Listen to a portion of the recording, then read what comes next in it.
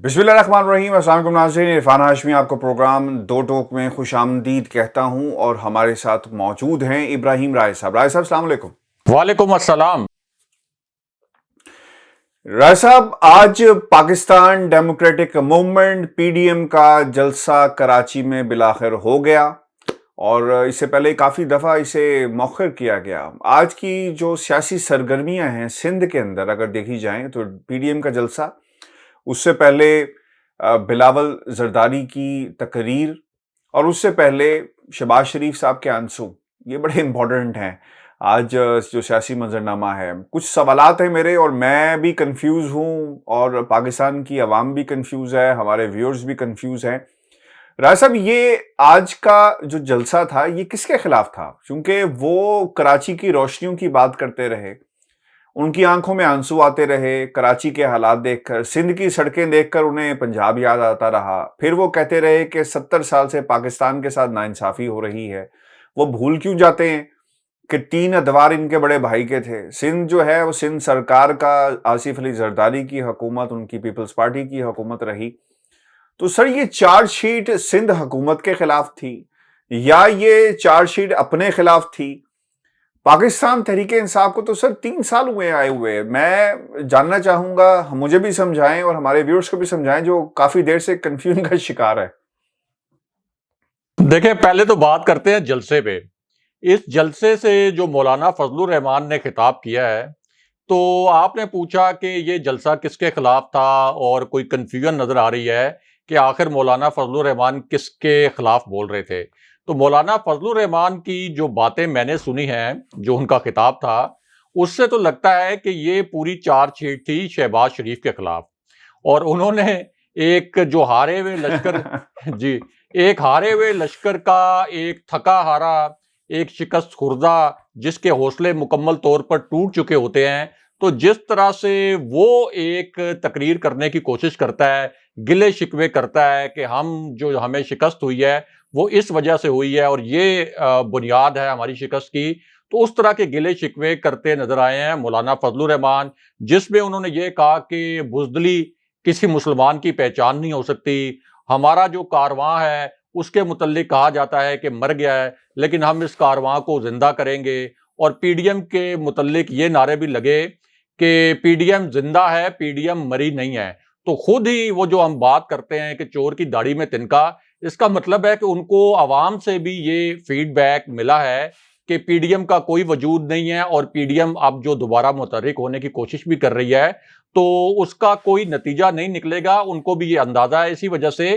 खुद वो इस तरह के नारे लगवाते रहे। वरना किसी भी सियासी जलसे में अपने ये इत्तेहाद के बारे में ये नहीं कहा जाता कि ये जो तासुर है कि हमारा इत्तेहाद मर चुका है, खत्म हो चुका है, ये इत्तेहाद अभी जिंदा है। फिर दूसरा जो हाशमी साहब उन्होंने इनकलाब की बात की कि लोगों उठो इनकलाब के लिए और हमारे साथ चलो, तो ये इनकलाब असल में वो चाहते हैं कि इस किस्म का इनकलाब आए कि जिसके अंदर वो दोबारा से कश्मीर कमेटी के चेयरमैन बन जाएं मौलाना फजलुर रहमान, दोबारा से उनको मिनिस्टर्स एनक्लेव में सबसे जो बड़ा घर था एज चेयरमैन कश्मीर कमेटी वो उनको मिल जाए। उनके भाई को जो उन्होंने वजारत दे रखी थी और उसके बाद उसके अंदर बहुत बड़े बड़े स्कैंडल भी सामने आए, वो वजारत भी उनके भाई को मिल जाए। और जेयूआई ने जिस तरह मुस्लिम लीग नून के दौर में और उससे पहले के अदवार में हमेशा इक़्तिदार के मजे लूटे, तो इस किस्म के इनकलाब की वो बात कर रहे हैं। फिर आप देखें कि जो जलसा था उसके अंदर जितने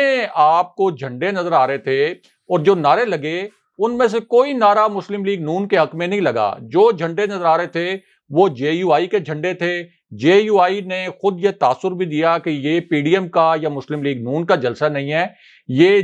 जेयूआई का जलसा है। और यहां तक के जो मदारिस के बच्चे वहां पर लाए गए थे, और हम इससे पहले भी डिस्कस कर रहे थे कि मुस्लिम लीग नून की तो कराची में कोई खास प्रेजेंस नहीं है, ना होने के बराबर प्रेजेंस है। खास तौर पर कोई जलसा तो मुस्लिम लीग नून बिल्कुल भी वहां पे कर ही नहीं सकती। तो मौलाना फजलुर रहमान ने भी वहां पर जानबूझकर जो उनके नारे लगाने वाले उनके दाएं बाएं खड़े होते हैं, उनको भी यही कहा कि आपने जो नारे लगवाने हैं वो सारे जेयूआई के हक में लगवाने हैं। और पूरा जो पंडाल था उसके अंदर हमें सिर्फ और सिर्फ जेयूआई के वो झंडे ही दिखाई दिए। दूसरा जो इनडायरेक्ट उनके अटैक थे, اب پیپلز پارٹی کے اوپر تو اس سے پہلے وہ پی ڈی ایم کے اجلاس میں بھی گرجے برسے، اس سے پہلے بھی کہہ چکے کہ پیپلز پارٹی نے پی ڈی ایم کو دھوکہ دیا ہے، لیکن اب ان کا جو اصل نشانہ تھا وہ تھے شہباز شریف، کہ اس تحریک کو آپ نے کیوں آگے نہیں بڑھا رہے۔ ان کا نشانہ تھے میاں نواز شریف کے پیپلز پارٹی نے تو چلیں پارلیمنٹ سے استعفے نہ دینے کا فیصلہ کیا اور ہمارے ساتھ راہیں جدا کر دیں، تو آپ کو کس نے روکا تھا؟ یعنی مولانا فضل الرحمان نے پی ڈی ایم کے ہر اجلاس میں یہ کہا کہ مسلم لیگ نون اور جے یو آئی اور جو دیگر پی ڈی ایم کی جماعتیں ہیں وہ مل کر استعفے دے دیتے ہیں، لیکن مسلم لیگ نون اس وجہ سے استعفے دینے پر آمادہ نہیں ہوتی کہ ایک تو مسلم لیگ نون کو یہ پتا ہے کہ اگر ہم نے استعفے دینے کا فیصلہ کر لیا تو ہمارے کئی ارکان ایسے ہوں گے جو منحرف ہو جائیں گے، پھر مسلم لیگ نون کو آگے سرنگ کے آگے کوئی روشنی نظر نہیں آ رہی، سرنگ کے دوسرے سرے پر ان کو پتا ہے کہ اگر ہم استعفے دے دیں گے تو اس سے بھی اس حکومت کو کوئی فرق نہیں پڑے گا۔ اب تو ویسے 1.25 1.5 سال رہ گیا ہے، اگر یہ الیکشن میں اگر یہ پہلے بھی استعفے دے دیتے تو دوبارہ سے ضمنی الیکشن ہو جاتا، تو پھر کیا یہ دوبارہ سے ضمنی الیکشن میں حصہ لیتے؟ ظاہر ہے کہ ان کے پاس کوئی اخلاقی سٹینڈنگ ہی نہ ہوتی کہ وہ دوبارہ سے ضمنی الیکشن میں حصہ لیں، اور اس طرح تحریک انصاف جو ہے وہ ایک 2/3 میجورٹی وہ ضمنی الیکشن میں جو ان کی چھوڑی سیٹیں ہیں وہ جیت جاتی، 2/3 میجورٹی ان کے پاس آتی، ساری وہ قانون سازی جس کے اندر یہ اپوزیشن رکاوٹیں کھڑی کرتی رہتی ہے وہ قانون سازی بھی کر لیتی۔ تو مولانا فضل الرحمان بہت ایک شکست خوردہ لیڈر کے طور پر اور ایک شکست خوردہ آپ کہہ سکتے ہیں سیاسی عنصر کے طور پر انہوں نے یہ تقریر کی، اور اصل میں ان کا جو ہدف تھا وہ شہباز شریف کی پالیٹکس تھی، اور بار بار وہ پی ڈی ایم کے اجلاس میں بھی یہ کہتے رہے کہ ہمیں کم سے کم پی ڈی ایم کے لیے کوئی فیس سیونگ کرنی چاہیے۔ یہ جو آپ بات کر رہے ہیں کہ روڈ کارواں کا یہی ہوگا ہاشمی صاحب کہ یہ ایک اس طرح کا کہ آپ کے کوئی 100-200 موٹر سائیکل 100-200 گاڑیاں اور جن کے اندر 5-5 لوگ سوار ہو سکتے ہیں، لیکن ایک 2-2 سوار کر کے ان کے اندر تو آپ ایک امپریشن بنانے کی کوشش کریں، لیکن یہ روڈ کارواں کہاں جائے گا اور کس طرح سے حکومت گرائے گا؟ اور پھر یہ جو کہتے ہیں کہ انقلاب لے کر آئیں، لوگوں کو کہہ رہے ہیں کہ اٹھیں، تو سب سے پہلے اگر مولانا فضل الرحمان چاہتے ہیں کہ انقلاب لے کے آئیں تو میاں نواز شریف کل ان کے ساتھ آن لائن شریک تھے پی ڈی ایم کے اجلاس میں، ان کو کہتے کہ آپ آئیں واپس، انقلاب کی تو جو قیادت ہے وہ لیڈر کرتا ہے نا، تو اگر مسلم لیگ نون کے لوگ یا پی ڈی ایم کے لوگ ان کے کارکن میاں نواز شریف کو واقعی مانتے ہیں کہ وہ لیڈر ہیں تو ان کو کہیں کہ وہ واپس آئیں۔ پھر ان کے جو میاں نواز شریف کے رشتہ دار شہباز شریف کے بیٹے یہ سب تو خود بھاگے ہوئے ہیں، یہاں سے فرار ہوئے ہیں، لوگوں کو کہہ رہے ہیں کہ آپ اٹھیں۔ بھائی لوگ اٹھ کے کہاں جائیں؟ مطلب یا تو آپ نے ان کو کوئی ایجنڈا دیا ہو، یا آپ کوئی ایسے حقائق بیان کریں، کوئی ایسے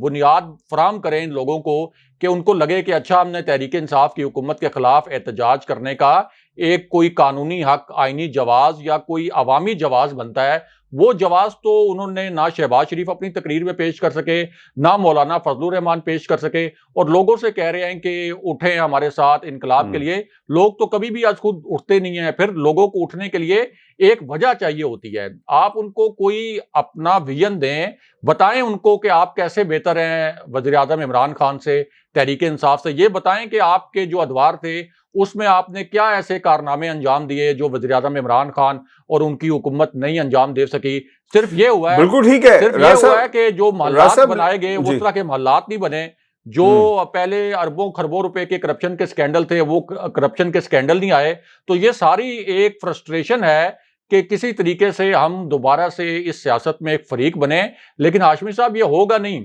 آپ دیکھ لیں کہ 10,000 تو یہ کہا گیا تھا جے یو آئی کے رضاکار یعنی سیکیورٹی کے نام پہ شریک ہوں گے، اور یہ جو آپ کو تھوڑا سا کراؤڈ نظر آ رہا تھا یہ بھی بڑے ڈسٹنس کے اوپر لوگ کھڑے ہوئے تھے، اور سارے وہ لوگ تھے جو کہ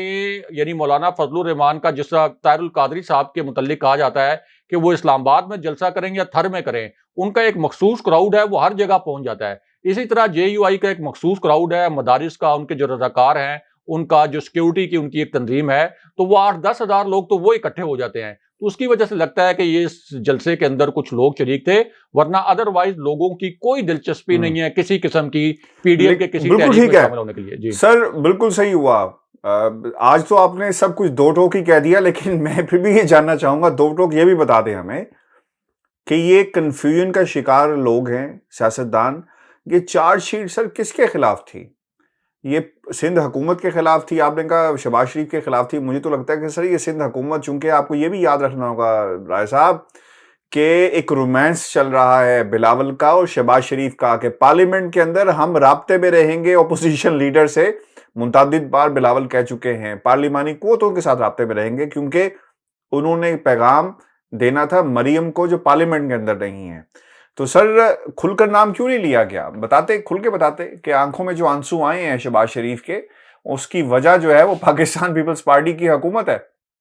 جی، میں مولانا فضل الرحمان کے جو مخاطب تھے وہ شہباز شریف تھے، اور شہباز شریف کے جو مخاطب تھے وہ تو اصل میں ظاہر ہے کہ اگر آپ کراچی میں بیٹھ کر یہ بات کر رہے ہیں کہ کراچی میں ترقیاتی کام نہیں ہوئے، تو وہ تو صوبائی حکومت کی ذمہ داری ہے نا. پرائمریلی کس کی ذمہ داری ہے؟ صوبائی حکومت کی ذمہ داری ہے. اور صوبائی حکومت وہاں پر اشروں سے کس کی ہے؟ پیپلز پارٹی کی ہے. جو میگا کرپشن سکینڈل آئے ہیں وہ کس کے آئے ہیں؟ پیپلز پارٹی کے. منظور کاکے جو ہیں وہ وہاں پہ جو عوامی پارک سے جو پلازے تھے وہ تک چٹ کر کے کینیڈا بھاگ گئے. پھر آپ دیکھیں ڈاکٹر عاصم کے اوپر 462 ارب روپے کی کرپشن کا ایک سکینڈل تھا، وہ ان کے اوپر آیا. پھر آصف علی زرداری کے جو دائیں بائیں لوگ کھڑے ہوتے ہیں، جو فشریز کے اندر انہوں نے نثار مرائی سمیت جو انہوں نے تباہی مچائی. پھر عزیر بلوچ نے جس قسم کے انکشافات کیے. تو اس کا مطلب تو یہ ہے کہ کراچی میں اگر کوئی پسماندگی ہے یا کراچی میں پروجیکٹس کمپلیٹ نہیں ہوئے تو اس کی ذمہ داری وفاق کی کیسے ہو سکتی ہے؟ اس کی ذمہ داری پرائمریلی تو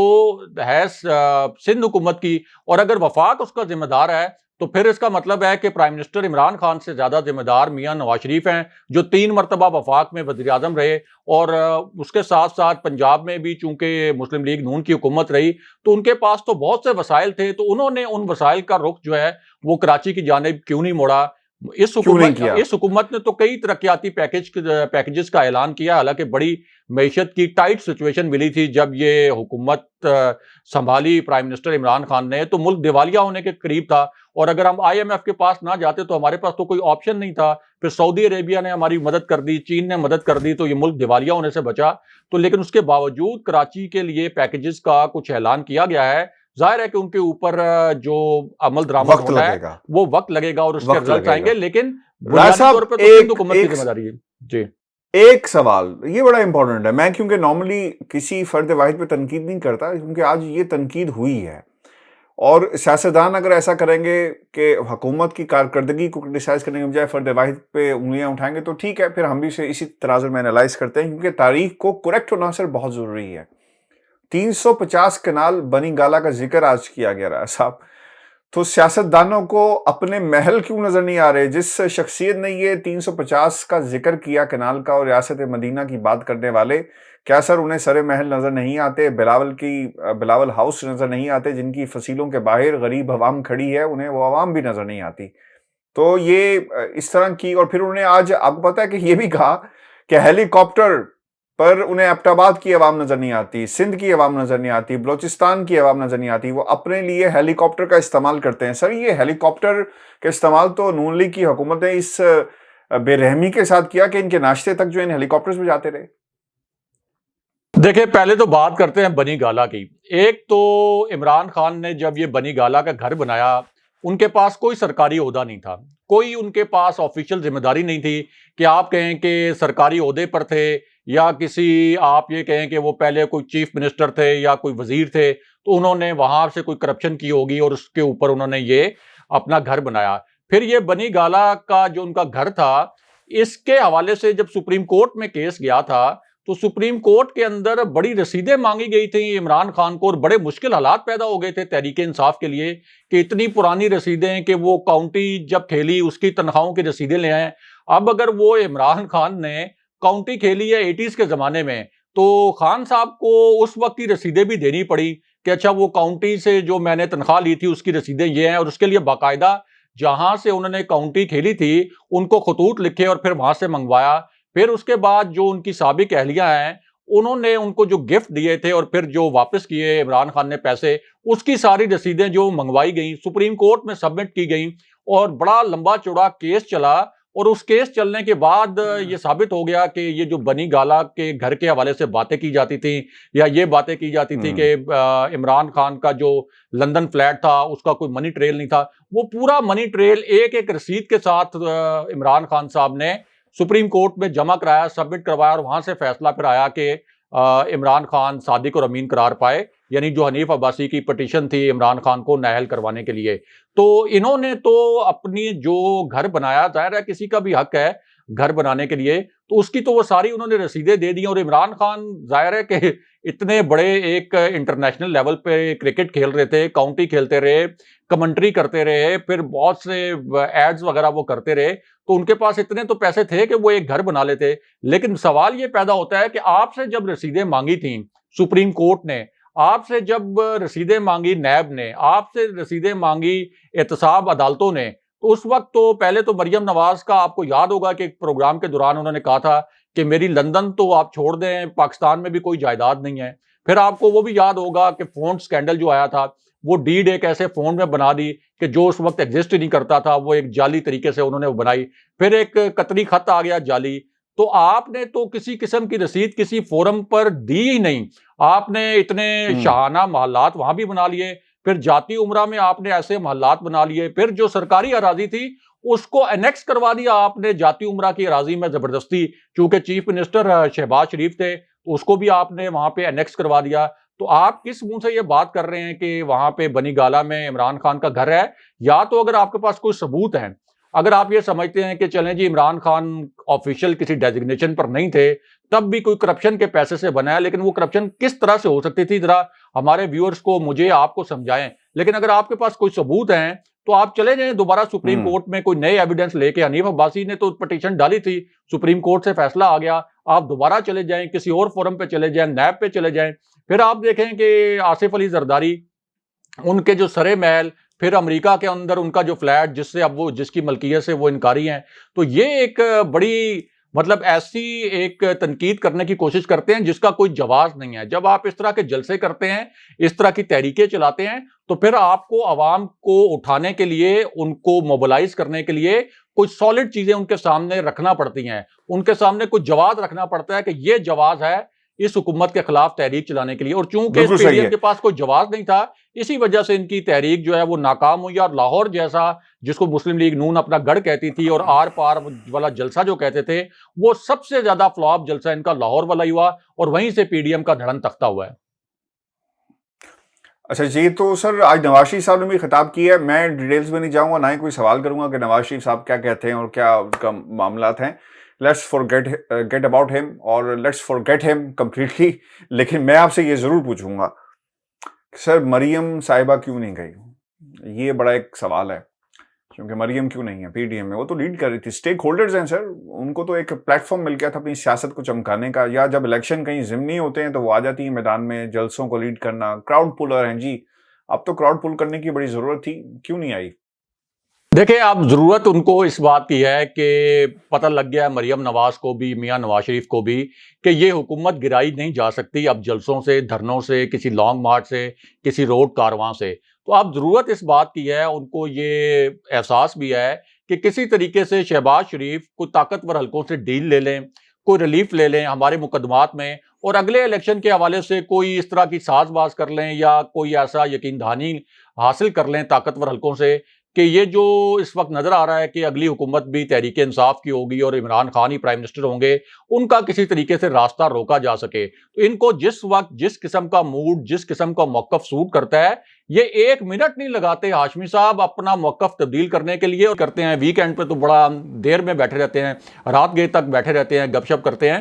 تو وہ بھی کہتے ہیں کہ ایک منٹ نہیں لگاتے یہ اپنا موقف تبدیل کرنے میں، اور وہ صحافی جو ان کے ساتھ ایک ایکسٹریم تک چلے جاتے ہیں، بعد میں بھگتنا ان کو پڑتا ہے۔ اب آپ دیکھ لیں کہ جیسے پہلے میاں نواز شریف کی ضمانت کا کیس لگا ہوا تھا، تو کیسے مریم نواز نے 4 مہینے چپ سادھ لی، تو اس کے اوپر آج تک انہوں نے کوئی جواز پیش کیا ہے کہ وہ چپ انہوں نے کیوں سادھی، کدھر گئی تھی اس وقت ووٹ کو عزت دو کا نعرہ؟ پھر جس وقت میاں نواز شریف کے باہر جانے کی ڈیل ہو رہی تھی، ووٹ کو عزت دو کا نعرہ کدھر گیا تھا؟ پھر جنرل باجوہ کی ایکسٹینشن کے لیے لندن میں جو انہوں نے مشہور زمانہ خفیہ اجلاس کیا جس میں حلف لیا گیا، اس وقت ان کو چونکہ سوٹ کرتا تھا کہ ریلیف لینے کے لیے ہم نے محمد زبیر کو بعد میں بھیجنا ہے جنرل باجوہ کے پاس اور جنرل فیض کے پاس، تو اس وقت انہوں نے وہ ایکسٹینشن کی حمایت بھی کر دی. تو اس وقت کدھر تھا ان کا یہ ووٹ کو عزت دو کا موقف؟ تو ان کے موقف جو ہیں اپنے سیاسی مفاد کے حساب سے بدلتے رہتے ہیں. مولانا فضل الرحمان بھی نجی محفلوں میں اور پی ڈی ایم کے اجلاس میں شہباز شریف سے اور آن لائن میاں نواز شریف سے بھی یہی گلے شکوے کرتے رہے ہیں کہ میرے پہلے دھرنے میں بھی آپ لوگوں نے مجھے استعمال کیا ہے اور پی ڈی ایم کی تحریک میں بھی مجھے استعمال کیا ہے. تو اس وقت ان کو سوٹ یہ کر رہا ہے کہ شہباز شریف کو کسی طرح سے آگے کر کے کوئی معافی تلافی کروائیں, کوئی کوشش کریں, کوئی ڈیل لیں, لیکن اب اس کا کوئی فائدہ نہیں ہے. اب یہ بس مس کر چکے ہیں. اب نہ تو یہ طاقتور حلقوں کو پہلے دباؤ میں لا سکے ہیں, پھر جو انہوں نے زخم لگائے ہیں, جس طریقے سے فوج کے اوپر بطور ادارہ انہوں نے تنقید کی ہے اور بڑی بے رحم تنقید کی, جس کا انٹرنیشنل اسٹیبلشمنٹ اور بھارت اور جو ہاسٹائل قوتیں ہیں پاکستان کے خلاف, انہوں نے بڑا اس کو ایکسپلائٹ بھی کیا ہے. تو یہ زخم اتنی آسانی سے نہ تو بھلائے جا سکتے ہیں اور نہ ہی فوجی قیادت کو اب کوئی دباؤ میں لا کر کوئی وزیر اعظم عمران خان کے اوپر کوئی پریشر ڈلوایا جا سکتا ہے. تو اب یہ مزاحمتی پالیسی تو ویسے ہی دم توڑ گئی تھی, نام نہاد مفاہمتی پالیسی بھی کام نہیں کرے گی. تو اس لیے بس یہ کوشش ان کی ہے کہ کوئی نہ کوئی وے آؤٹ نکل آئے. اس لیے مریم نواز کو انہوں نے یہ کراچی کے جلسے میں شریک نہیں ہونے دیا. راجہ صاحب, آنے والے دنوں میں یہ چیزیں مزید کلیئر ہوں گی, کیونکہ اب صرف جو ٹارگٹ ہے وہ سندھ کا ہے اور مشن سندھ اوبیسلی پاکستان تحریک انصاف. اور ہمیں جو سیاست تھی, ہم نے تو خیر بہت پہلے ہی کہا تھا کہ اب آپ کو آنے والی تمام سیاست آپ کو سندھ میں نظر آئے گی, اور یہی وجہ ہے کہ پاکستان پیپلز پارٹی نے بھی ایک جلسوں کا اور تحریک چلانے کا جو ہے وہ اعلان کیا. لیکن مزے کی بات راجہ صاحب یہ ہے کہ وہ تحریک اپنے ہی صوبے میں چلائیں گے اور وفاق کے خلاف چلائیں گے. خیر دیکھتے ہیں کہ فیوچر میں کیا ہوتا ہے. لیکن راجہ صاحب آج ایک دوسری جو بڑی امپورٹنٹ خبر ہے, اور امپورٹنٹ اس لیے کہ اس کے تانے بانے افغانستان سے ملتے ہیں, جو صورتحال ہے ہم اسے بڑی زبردست انداز میں کور بھی کر رہے ہیں اور اس پر اپنا تجزیہ بھی عوام کے سامنے رکھتے ہیں. لیکن ہم نے یہ ضرور کہا تھا کہ افغانستان کی صورتحال, اس کا اثر پاکستان پر ضرور پڑے گا, اور خصوصاً وہ بھارت جو پاکستان کے خلاف افغانستان کی سرزمین کو استعمال کرتا رہا. اب ہوا یہ ہے کہ افغانستان سے دہشت گردوں کا پاک فوج کی چوکی پر سر حملہ ہوا ہے, 2 جوان شہید ہوئے ہیں, اور یہ ضلع ہے باجوڑ کا, جہاں پر افغان بارڈر پر سرحد پار سے دہشت گردوں نے فائرنگ کی, حملہ کیا, جس کے نتیجے میں سر یہ ایک ناخوشگوار واقعہ جو ہے وہ پیش آیا. اور مزید فیکٹرز اس میں ایکٹیو ہوں گے, ایلیمنٹس ایکٹیو ہوں گے, وہ ایلیمنٹس جن کا تعلق جو ہے وہ پاکستان کے خلاف بھارت کی طرف سے جو ہے وہ جوڑا بھی جاتا ہے, اور اس کے شواہد بھی موجود ہیں. دیکھیں, افغان طالبان نے جب سے کابل سے امریکی قبضہ چھڑوایا ہے, اس کے بعد سے یہ افغان سرزمین کو استعمال کرتے ہوئے پاکستان کے اندر یہ دوسرا حملہ ہے. یہ جو باجوڑ کے علاقے میں حملہ ہوا ہے اور 2 ہمارے جوان شہید ہوئے ہیں, 3 دہشت گرد ہم نے ہلاک کیے ہیں جوابی کارروائی میں, اور کوئی 4 کے قریب بتائے جا رہے ہیں جو زخمی ہیں. اب اس پر ہم نے احتجاج بھی ریکارڈ کروایا ہے, اور ظاہر ہے کہ احتجاج ریکارڈ کس سے کروایا ہے, جو ابھی ایک ڈھیلا سا عبوری سیٹ اپ ہے افغان طالبان کا. لیکن اس حوالے سے ہاشمی صاحب جو ہماری ذرائع سے بات ہوئی ہے, اس پہ ہم نے ان سے پوچھا کہ کیا ہمارا اس بات پہ کنسرن ہے کہ یہ افغان سوائل جو ہے 2 مرتبہ استعمال ہوئی ہے افغان طالبان کے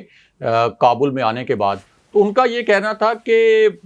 ہمارے لیے ابھی تک ہم اس لیے تھوڑا سا ان چیزوں کو بہت زیادہ نیگیٹیولی نہیں لے رہے کہ ہمیں معلوم ہے کہ ابھی افغان طالبان نے پوری طرح سے افغانستان کو کنٹرول نہیں کیا, ابھی تک پوری طریقے سے امریکی اور نیٹو افواج کا انخلا بھی نہیں ہوا. تو افغان طالبان کو سیٹل ہونے میں تھوڑا سا ٹائم لگے گا, اور ہمیں پورا یقین ہے کہ افغان طالبان پوری کوشش کریں گے کہ افغان سرزمین پاکستان کے خلاف کارروائی کے لیے استعمال نہ ہو. اس سے پہلے کے متعلق جو ہمارے ذرائع نے بتایا ہمیں, اور جب میں ذرائع کا ذکر کر رہا ہوں تو اس کا مطلب ہے کہ وہ اہم ذرائع جن کا تعلق ہمارے عسکری اداروں سے ہے, تو ان کا یہ کہنا ہے کہ اس سے پہلے تو جب ہم احتجاج بھی کرواتے رہے تو ایک تو ہمارے احتجاج کو بھی جھٹلا دیا جاتا تھا, یعنی اس کو مانا ہی نہیں جاتا تھا, اور اس وقت تو یہ لگتا تھا کہ جو وہاں کی ہاسٹائل گورنمنٹ تھی وہ تو جان بوجھ کر, اور افغان نیشنل انٹیلیجنس جو ایجنسی تھی وہ تو جان بوجھ کر اس طرح کے جو اٹیکس ہیں وہ بھارت کی جو ایجنسی ہے اس کی مدد سے وہ پورا ڈیزائن کرتے تھے, اور ایک ان اناؤنسڈ افغان حکومت کی حمایت بھی ان کو حاصل ہوتی تھی. لیکن ابھی تک جو پاکستان کی طرف سے بہت منفی سینٹیمنٹ نہیں گیا, اس کی وجہ یہ ہے کہ ابھی افغان طالبان کا ظاہر ہم سب جانتے ہیں کہ پوری طرح سے انہوں نے کنٹرول نہیں سنبھالا, لیکن ادروائز ہم نے ایک میسج ضرور کنوے کیا ہے کہ یہ افغان سرزمین ہمارے خلاف استعمال نہیں ہونا چاہیے. لیکن اس کا ہرگز مطلب یہ نہیں ہے کہ کوئی باہمی اعتماد میں کوئی کمی آئی ہے، اور ابھی بھی عسکری ذرائع اس بات پہ پرامید ہیں کہ جو افغان طالبان نے کمٹمنٹ کی ہے پاکستان کے ساتھ وہ پوری کریں گے، اور جس طرح کی ایک اپروچ اس سے پہلے Right, کٹ sir. پتلی افغان حکومت کی تھی پاکستان کے خلاف، اس طرح کی اپروچ افغان طالبان کی جانب سے پاکستان کے خلاف نہیں اپنائی جائے گی، اور وہ تحریک طالبان پاکستان اور دیگر گروہوں کو پاکستان کے اندر کارروائی سے روکیں گے بھی، اور ان کو اگر انہوں نے کارروائی کی تو ان کے خلاف ایکشن بھی کریں گے۔ بہت شکریہ سر۔ ویورز، یہ تھا آج کا دو ٹوک۔ اپنے کمنٹس بھیجیں، چینل کو ضرور سبسکرائب کریں۔ مجھے اور ابراہیم راجہ صاحب کو اجازت دیجیے۔ اللہ نے کے بعد